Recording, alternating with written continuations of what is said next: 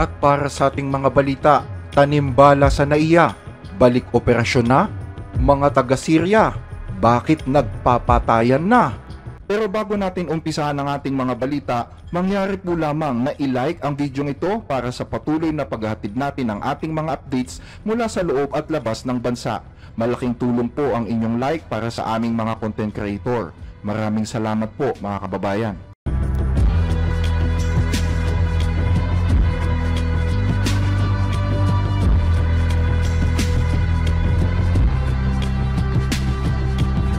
Viral ngayon sa social media ang kwento ni Ruth at kay Adele. Yan ay matapos malapit ng mga biktima sa insidente ng tanimbala sa Ninoy Aquino International Airport Terminal 3 noong Huwebes, Marso 6. Sa kanyang sanaysay, nagmamadali daw si Ruth at Kai kasama ang isang pasahero para umabot sa kanilang flight papuntang Vietnam noong Huwebes. Ani Kai, nauna ang kanyang 69 na taong gulang na nanay na magpaska ng kanyang mga bagahe at handbag dahil nakapila ito sa linya ng mga senior citizen. Wala namang nakita o nag-alarm sa scanner matapos dumaan ang mga bagahe. Nagtagal pa ng ilang sandali ang dalawa dahil hinihintay pa nilang matapos ang kanilang kasama. Matapos nito, tumakbo na sila papunta sa kanilang boarding gate para hindi maiwan ng eroplano. Pagdating sa boarding gate, bumili muna ng tubig si Kai dahil napapagod na ang kanyang ina. Dito na sila nilapitan ng isang babae sa security ng NAIA na nagsasabing may nakitang anting-anting sa bagahe ni Ruth. Ayon sa kwento ni Kai, meron lumapit sa amin ang sabi, may nakita kami dyan sa bag ninyo. Nakaturo sa luggage. Ang sabi, anting-anting daw po. Tumatawa pa siya nung sinasabi. Hindi mo iisipin na officer kasi tumatawa pa siya. Ang sabi ng mother ko, anong anting-anting? Wala kaming anting-anting. Ang sabi may basyo daw. Sa kanyang viral post, sinabi ng babaeng security na kailangang dalhin ang mga bag ni Ruth sa ibang lugar para mahalughog. Hindi pumayag si Kai at sinabing kailangang gawin nila ang paghahalughog doon mismo sa boarding gate dahil baka maiwan sila ng eroplano. Ayon kay Kai, hindi magkatugma ang sinasabi ng babaeng officer at ng kanyang supervisor dahil sinabi ng officer na nasa loob ng luggage ang anting-anting habang ang sinasabi ng supervisor ay nasa handbag ang basyo. Hindi muna inilagay ni Kai sa Facebook ang video ng sagutan ng dalawa. Nagtataka din si Ruth dahil ang ipinakitang picture ng umano'y bag na may anting-anting ay may lamang susi kahit wala namang susi ang kanyang bag. Wala namang nakita na anting-anting o bala sa gamit ni Ruth. Ani Kai, hindi nagpaumanhin ang mga opisyal ng NAIA Security dahil sa abala. Hindi nagsorry. Siguro kung nakipag-usap ng maayos, bakit nila nagawa yon? Tawad lang po, tinawanan pa kami.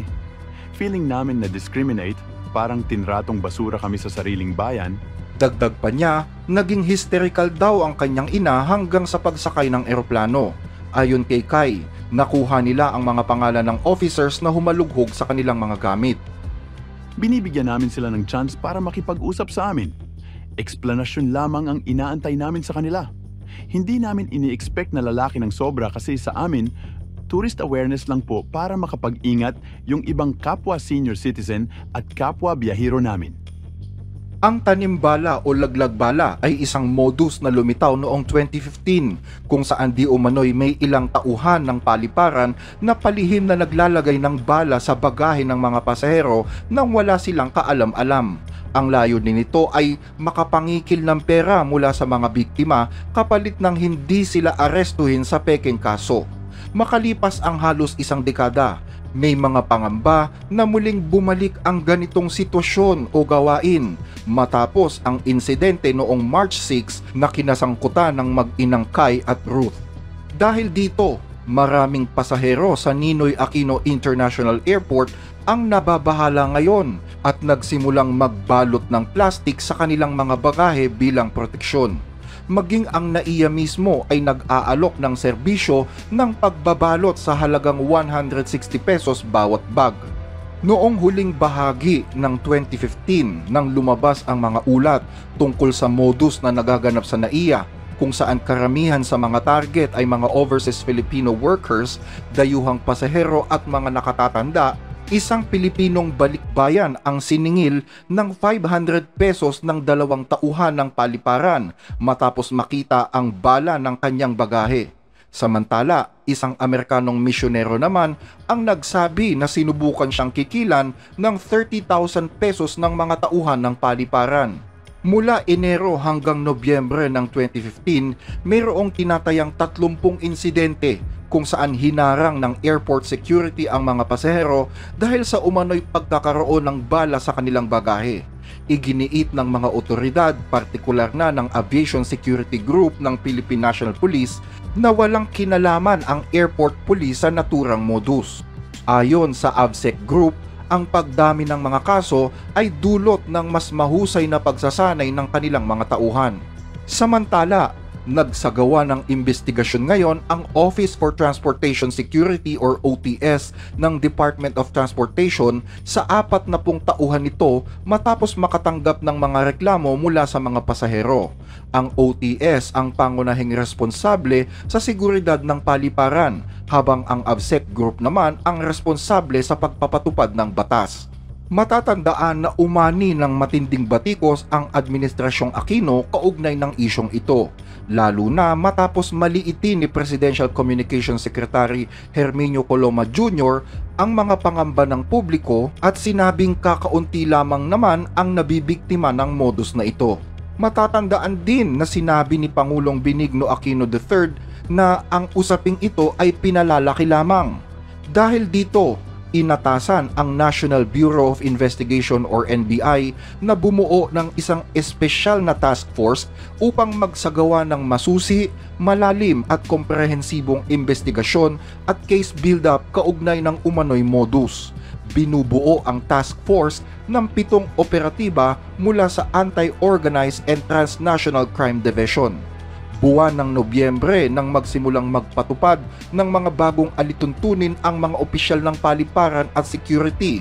Yan ay dahil lumalala na nga ang pangamba ng publiko tungkol sa tanimbala scheme. Sa ibang balita, mga taga-Syria, bakit nagpapatayan na? Nasa kalagitnaan ngayon ng madugong panahon ang bansang Syria matapos mapatalsik ang dating leader nitong si Bashar al-Assad. Kamakailan ay nagkaroon ng matinding sagupaan sa pagitan ng mga rebelding namumuno sa bansa at ng mga Alawite minority group. Mahigit 1,300 katao ang napaulat na pinatay, kung saan halos 973 rito ay mga sibilyan. Ayon pa sa report, ang patayan ay isinasagawa sa bisa ng isang revenge killing o paghihiganti ng kasalukuyang gobyerno laban sa mga taga-suporta ng dating rehimen. Bilang tugon, nangako naman ang bagong pangulo ng Syria at dating leader ng mga rebelde na si Ahmed al-Shara na papapanagutin niya ang mga taong pumatay ng mga sibilyan. Nanawagan din siya ng katahimikan at kapayapaan. Batay sa isang nakakakilabot na report, umabot daw sa 1,300 na katao ang biglaang ipinabitay ng gobyerno at iniwan na lang ang kanilang mga bangkay na nabubulok sa lansangan. Sumiklab ang tensyon na ito mula pa noong Huwebes hanggang sa mauwi na nga ito sa isang madugong krisis sa bansa. Nanawagan naman ang mga mamamayan ng Syria na magkaroon ng kapayapaan dahil pagod na daw sila umano sa mga kaguluhan na nangyayari sa kanilang bansa. Ayaw namin ng paghihiganti. Ang mga lumabag sa batas, pumatay, at nagpadanak ng dugong Syrian ay dapat managot at hatulan ng patas, pero ang mga inosenteng tao ay walang kinalaman dito. Maraming pamilya, doktor, at parmasyutiko ang namatay, at hindi nila mailibing ang kanilang mga bangkay, ito ay kasuklam-suklam. Mula nang mapatalsik ang matagal ng pinuno ng Syria na si Bashar al-Assad, tuluyan ng lumabo ang kinabukasan ng bansa. Si Assad ay napilitang tumakas matapos pabagsakin ng mga armadong rebelde ang kanyang gobyerno noong Disyembre. Simula noon, patuloy ang tumitinding tensyon sa pagitan ng bagong mga namumunong rebelde at ng grupong Alawite na isang minoryang komunidad, ang grupo kung saan kabilang si Bashar al-Assad. Ayon sa ulat, Marami daw ang galit na galit ngayon sa mga Alawite dahil sila ang lubusang nakinabang sa matagal na pamumuno ni Bashar al-Assad sa pwesto, habang karamihan naman sa bansa ay nabubuhay sa matinding kahirapan. Ang Syria ay isang bansang may iba't ibang relihiyon at etnikong grupo.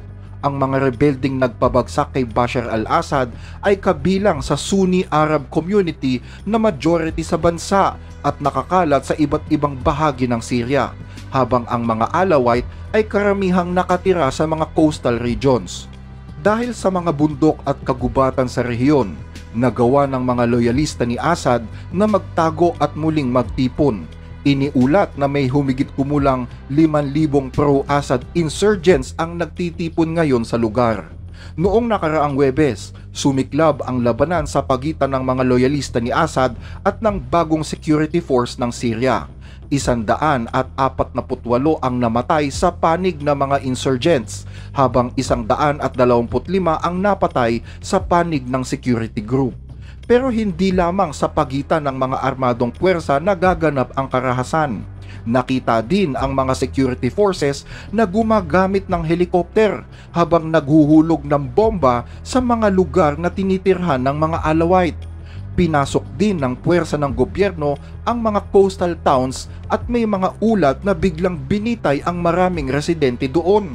Kahapon, naglabas ng pahayag ang bagong leader ng Syria ni si Ahmed al-Shara alias Abu Muhammad al-Julani. Nahaharap tayo ngayon sa isang bagong banta. Ang mga natitirang miyembro ng dating rehimen, kasama ang kanilang mga dayuhang kaalyado, ay nagsisikap na guluhin ang pagkakaisa at katatagan ng ating bansa. Nais nilang itulak tayo sa isang digmaang sibil upang hatiin at sirain ang ating bayan. Tinitiyak namin na mananagot ng may buong puwersa ng batas at walang pag-aalinlangan ang sino mang responsable sa pagdanak ng dugo ng mga sibilyan, sino man ang nanakit sa ating mamamayan, o sino mang lumabag sa batas at inabuso ang kapangyarihan para sa pansariling kapakinabangan. Sinabi ni al-Shara na nais ng mga loyalista ni Assad na magsimula uli ng isang digmaang sibil at may mga dayuhang puwersa pa na sumusuporta din daw sa kanila, kaya't hinimok niya ang mga ito na sumuko na lamang. Idinagdag din ni al-Shara na papapanagutin niya kung kinakailangan ang kanyang mga sariling tauhan na mapapatunayang lumabag sa batas, at inihayag na bubuo ang gobyerno ng isang bagong komite na mag-iimbestiga sa mga pagpatay ng sibilyan. Sa ngayon ay tila humupa na ang karahasan sa Syria, pero mahaba pa ang landas bago tuluyang manaig ang hustisya para sa mga naging biktima. Hanggang dito ang ating mga balita. Muli ay maraming salamat po sa inyong panonood.